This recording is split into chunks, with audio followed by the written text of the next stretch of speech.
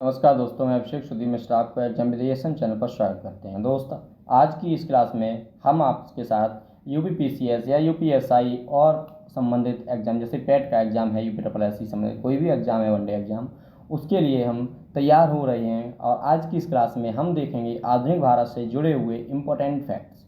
और आपको सभी दोस्तों को पता है जैसे कि यह घटना चक्र है, और घटना चक्र जीएस पॉइंटर का पूर्वावलोकन सार संग्रह है, जो कि बहुत कम समय में हम लोग रिवीजन कर सकते हैं। तो यह है आधुनिक भारत का इतिहास, ठीक है। और हमारे साथ कंटिन्यू अगर आप बने रहेंगे तो हम आपके साथ आधुनिक भारत का इतिहास इधर डिस्कस कर रहे हैं, उधर हम भारत का भूगोल एक तरफ डिस्कस कर रहे हैं। और इसी के साथ साथ जब ये दोनों चैप्टर्स खत्म, मतलब सब्जेक्ट फिनिश हो जाएंगे, उसके बाद हम medieval history and world geography and science वगैरह वगैरह हम पूरी क्लास इसी चैनल पर आपके साथ डिस्कस करते रहेंगे और आपको देते रहेंगे, ठीक है।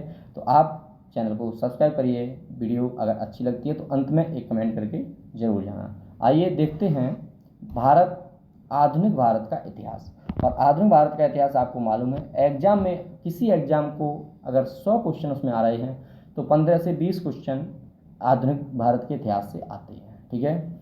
यदि किसी एग्जाम में 150 क्वेश्चन तक बनते हैं तो 20 प्लस भी क्वेश्चन आधुनिक भारत के इतिहास से जाते हैं। और बहुत कम समय में हम बहुत अच्छा रिवीजन करेंगे। आइए मेरे साथ बने रहिए और कमेंट जरूर करिएगा, चैनल को सब्सक्राइब जरूर करिएगा। यूरोपीय कंपनियों का आगमन हम देखेंगे, ठीक है। तो सभी दोस्तों का सिर्फ ये रिवीजन के पर्पज से ही मैं क्लास ले रहा हूँ, सिर्फ revision to revision, fact one liner, point to point revision. Okay, मैं अभिषेक मिश्रा एक बार फिर स्वागत करते हैं। आइए, वास्को डिगामा कालीकट तट पर पहुंचा कब? 1498 में। ये सभी दोस्तों को पता है, बचपन में ही पता होता है। पुर्तगाली उपनिवेश एक प्रथम वायसराय भारत में था।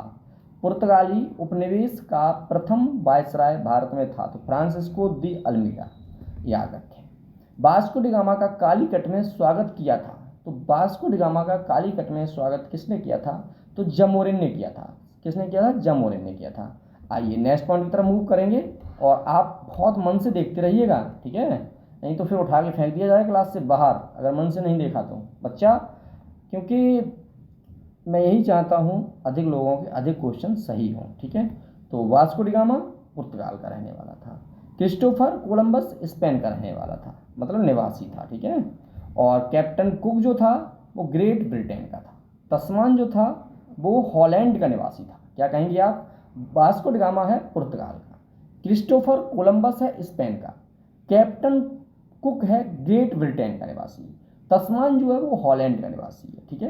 आइए next point, most important point है, भारत में पुर्तगाली शक्ति का वास्तविक संस्थापक था तो अल्बुकर्क था। भारत में पुर्तगाली शक्ति का वास्तविक संस्थापक था, अल्बुकर्क था। नेक्स्ट पॉइंट है, पुर्तगालियों ने भारत में प्रथम दुर्ग का निर्माण किया था तो कोचीन में किया था। पुर्तगालियों ने भारत में प्रथम दुर्ग का निर्माण किया था तो कोचीन में किया था। नेक्स्ट पॉइंट है दोस्त, मध्यकाल में सर्वप्रथम भारत से व्यापार संबंध स्थापित करने वाले थे तो पुर्तगाली थे। मध्यकाल में सर्वप्रथम भारत से व्यापार संबंध करने वाले थे तो पुर्तगाली थे। नेक्स्ट पॉइंट है, भारत में प्रथमतः सामुद्रिक व्यापारिक केंद्र स्थापित किया। भैया पुर्तगालियों ने किया प्रथमतः सामुद्रिक व्यापारिक केंद्र। ये प्रथमतः सामुद्रिक इसलिए लगाया गया क्योंकि इससे बहुत समय पहले स्थल से व्यापार होता था।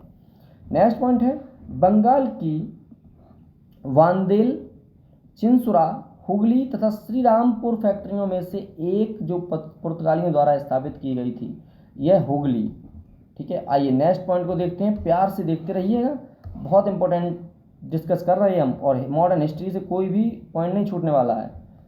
तो पौंडीचेरी के संदर्भ में सही कथन है, तो पौंडीचेरी पर कब्जा करने वाली पहली यूरोपीय शक्ति थी पुर्तगाली। पौंडीचेरी पर कब्जा करने वाली पहली यूरोपीय कंपनी या शक्ति थी पुर्तगाली थे।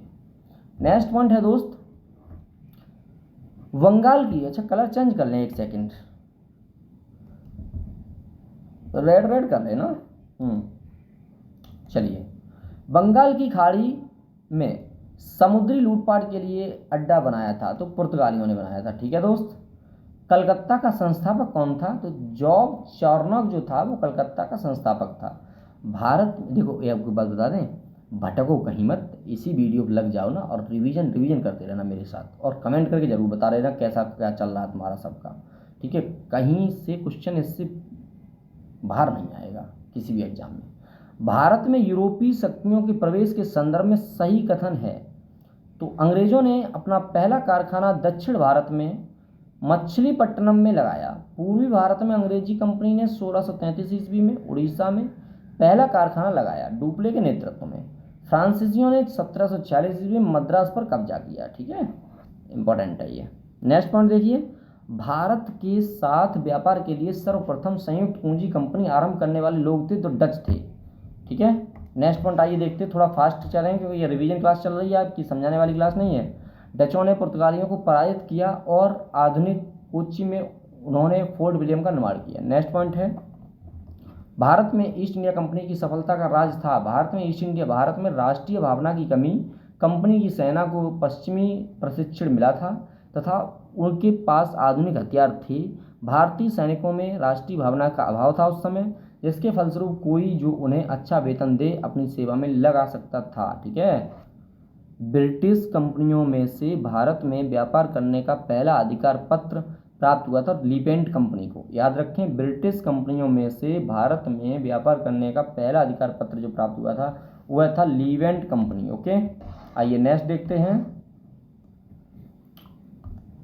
नेक्स्ट है, लंदन में ईस्ट इंडिया कंपनी के गठन के समय भारत का बादशाह था तो अकबर थे। जब लंदन में ईस्ट इंडिया कंपनी गठन हुआ तो भारत में उस समय अकबर थे। आइए नेक्स्ट देखते हैं, वह मुगल सम्राट जिसके शासनकाल में इंग्लिश ईस्ट इंडिया कंपनी ने भारत में सर्वप्रथम कारखाना स्थापित किया था तो जहांगीर, ठीक है, जहांगीर। वह मुगल सम्राट जिसके शासनकाल में इंग्लिश ईस्ट इंडिया कंपनी ने भारत में सर्वप्रथम कारखाना स्थापित किया था जहांगीर। नेक्स्ट है, भारत में 1603 ईस्वी में अंग्रेजों ने अपनी पहली फैक्ट्री स्थापित की तो सूरत में। नेक्स्ट है, वह अंग्रेज अधिकारी जिसने पुर्तगालियों को स्वाली के स्थान पर हराया तो थॉमस वेस्ट। नेक्स्ट है, यूरोपीय व्यापारिक कंपनियों में से सूरत में सर्वप्रथम अपना कारखाना स्थापित किया अंग्रेजों में। देखो कमेंट जरूर करेंगे कि अगर अब मैं तेज पढ़ा रहा हूँ तो कमेंट करके बताओ, धीरे पढ़ा रहे कमेंट करके बताओ, जो भी है कमेंट करके जरूर बताएं, ठीक है। अच्छा पढ़ा रहे हैं तो कमेंट करके जरूर बताएं मुझे। ब्रिटिश ईस्ट इंडिया कंपनी ने बम्बई लिया था तो पुर्तगालियों से, ठीक है। ब्रिटिश ईस्ट इंडिया कंपनी ने बम्बई लिया था पुर्तगालियों से। नेक्स्ट देखते हैं, ईस्ट इंडिया कंपनी का गवर्नर जिसे औरंगजेब द्वारा भारत से निष्कासित किया गया तो सर जॉन चाइल्ड, ठीक है। आइए नेक्स्ट देखते हैं। आइए ईस्ट इंडिया कंपनी और बंगाल के नवाब देखेंगे, ठीक है। ईस्ट इंडिया कंपनी और बंगाल के नवाब, मुगल सम्राट द्वारा नियुक्त बंगाल का अंतिम गवर्नर था तो मुर्शीद कुली खान था। मुगल सम्राट द्वारा नियुक्ति बंगाल का अंतिम गवर्नर था तो मुर्शीद कुली खान था। नेक्स्ट है, वह युद्ध जिसने भारत में ब्रिटिश प्रभुत्व को प्रारंभ किया तो प्लासी का युद्ध था, ब्रिटिश प्रभुत्व को प्रारंभ किया। अभी सिर्फ आप रिवीजन के तौर पर देखते जाओ, कभी जब डिटेल में बताएंगे ना तो इन सब में कम बहुत समय लेके बहुत अच्छे तरीके से समझाएंगे। आइए नेक्स्ट है, सिराजुद्दौला लॉर्ड क्लाइव द्वारा परास्त हुआ था प्लासी के युद्ध में।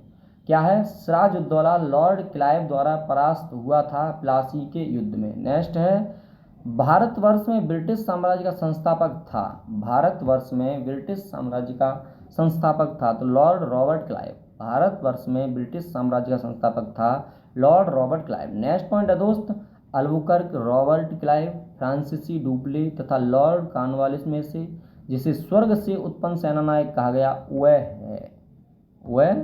है तो कौन है, रॉबर्ट क्लाइव। नेक्स्ट आइए, नेक्स्ट पॉइंट है, प्लासी का युद्ध मैदान अवस्थित है तो वह कहाँ है, पश्चिम बंगाल में, ठीक है। नेक्स्ट है, प्लासी का युद्ध लड़ा गया था तो 1757 में लड़ा गया था। नेक्स्ट है दोस्त, बंगाल का वह नवाब जिसने अपनी राजधानी मुर्शिदाबाद से मुंगेर स्थानांतरित की तो मीर कासिम। क्या है, बंगाल का वह नवाब जिसने अपनी राजधानी मुर्शिदाबाद से मुंगेर स्थानांतरित की वह है मीर कासिम, ठीक है। नेक्स्ट है, सबसे अधिक निर्णायक युद्ध जिसने अंग्रेजों के भारत में प्रभुत्व को संस्थापित किया था वह है बक्सर का युद्ध, ठीक है।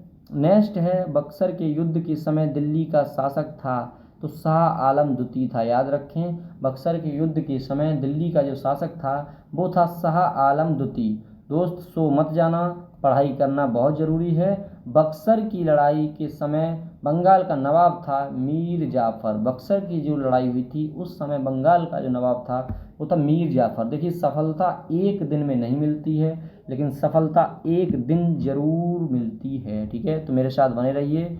इंग्लैंड की ईस्ट इंडिया कंपनी की भारत में प्रथम निर्णायक सैन्य सफलता मानी जाती है तो बक्सर का युद्ध। या बताएं, क्या कहेंगे आप? इंग्लैंड की ईस्ट इंडिया कंपनी की भारत में प्रथम निर्णायक सैन्य सफलता मानी जाती है तो बक्सर का युद्ध। नेक्स्ट पॉइंट है दोस्त, ईस्ट इंडिया कंपनी को दीवानी प्राप्त की थी तो शाह आलम द्वितीय ने।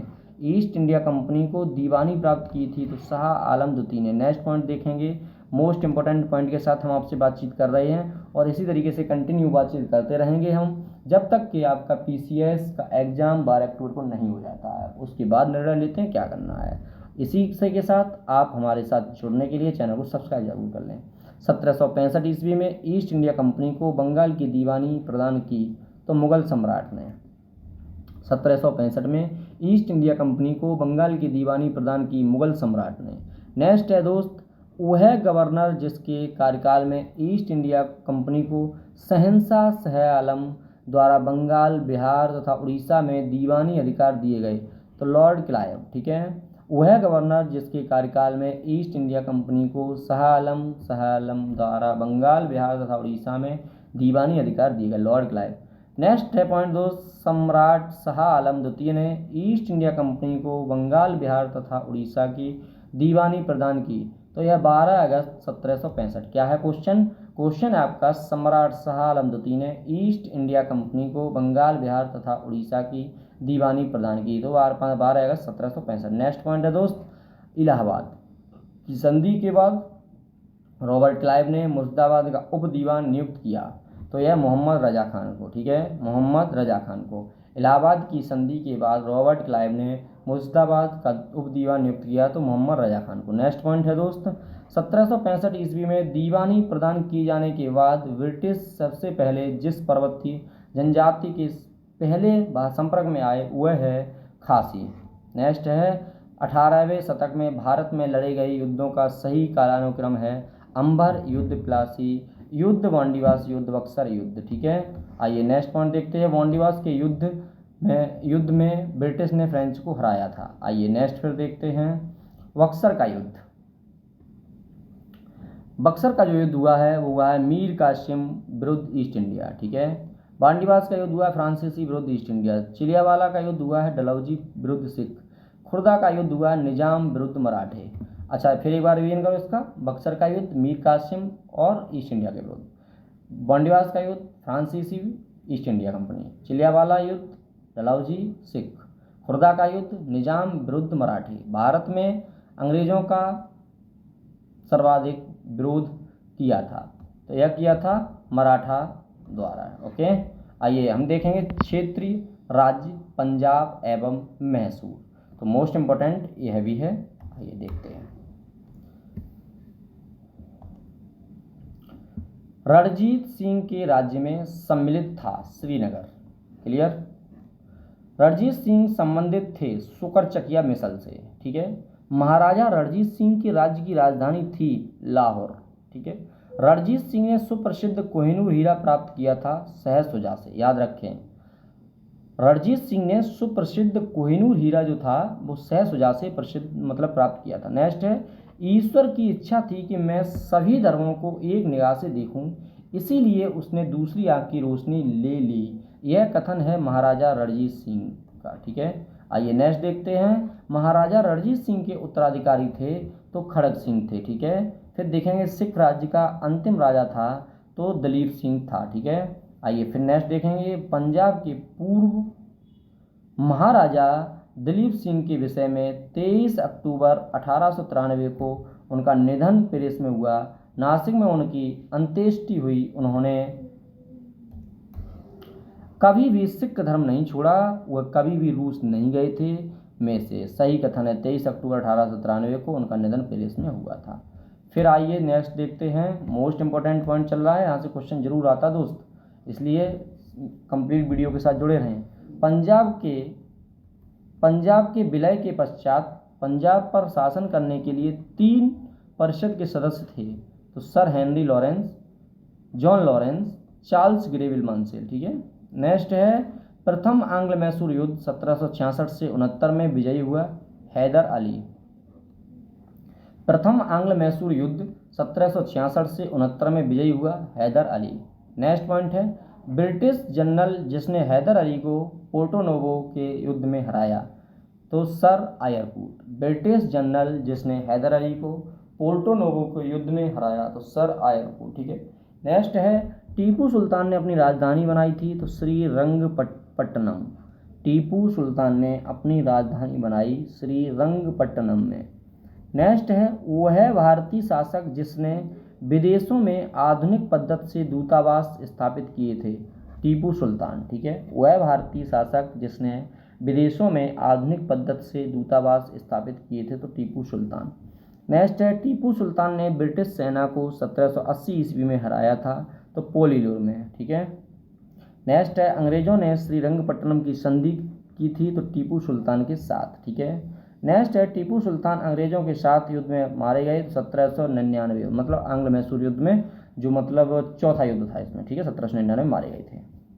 आइए अब नेक्स्ट देखते हैं पॉइंट प्रथम आंग्ल मैसूर। देखो अभी इसमें सब कुछ पता चल जाएगा। प्रथम आंग्ल मैसूर युद्ध हैदर अली विजित हुआ था। द्वितीय आंग्ल मैसूर युद्ध में अनिर्णायक रहा। तृतीय आंग्ल मैसूर युद्ध में टीपू सुल्तान युद्ध में पराजित हुआ और अपना भूभाग अंग्रेजों को दिया। चतुर्थ आंग्ल मैसूर युद्ध में टीपू पराजित किया गया और युद्ध में मध्य दिवंगत हो गया, मतलब मारे गए। फिर आइए नेक्स्ट देखते हैं। नेक्स्ट है बेगम समरू ने अति प्रसिद्ध चर्च का निर्माण कराया था? सरदनामे। सही कथन महाराजा रणजीत सिंह ने लाहौर में तोपों के निर्माण के लिए आधुनिक ढलाई खाने स्थापित। आमेर सवाई राजा जयसिंह ने यूक्लिड रेखागणित के तत्वों का संस्कृत में अनुवाद कराया। मैसूर में टीपू सुल्तान ने श्रृंगेरी मंदिर में देवी शारदा की मूर्ति का निर्माण कराया था। सही कथन क्या है? देखिए प्लासी के युद्ध में सिराजुद्दौला की पराजय के लिए मीर जाफर ने अंग्रेजों से मिलकर षड्यंत्र रचा था। क्लियर है ना? अब इस क्लास में आपको यहीं तक मटेरियल में दूंगा। नेक्स्ट क्लास आपकी मैं लूँगा गवर्नर जनरल और वायसराय। इसमें देखिए क्या क्या होगा।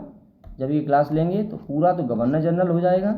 ठीक है। और ये छोटी छोटी वीडियो के माध्यम से ये हम आपकी छोटी छोटी वीडियो हर सब्जेक्ट की इसलिए दे रहे हैं, जैसे कि हम ज्योग्राफी की दे रहे हैं, हिस्ट्री की दूंगा, अभी ये स्टार्ट हो रही है, और इसी के साथ साइंस और कहें तो पॉलिटी की। मैं छोटी क्लास इसलिए देता हूं कि आपको जब समय मिले चैनल को सब्सक्राइब कर रखें, जैसे ही समय मिले वीडियो खोलें, तुरंत रिवीजन हो जाए।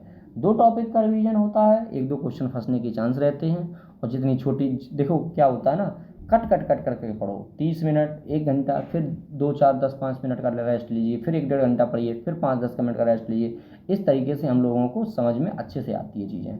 और आप इसी तरीके से हमारे साथ जुड़े रहें और कमेंट करके ज़रूर बताएं कि आपको ये सभी क्लास कैसी लग रही है। चैनल को सब्सक्राइब करना। धन्यवाद। मिलते हैं नेक्स्ट वीडियो के साथ। जय हिंद, जय भारत।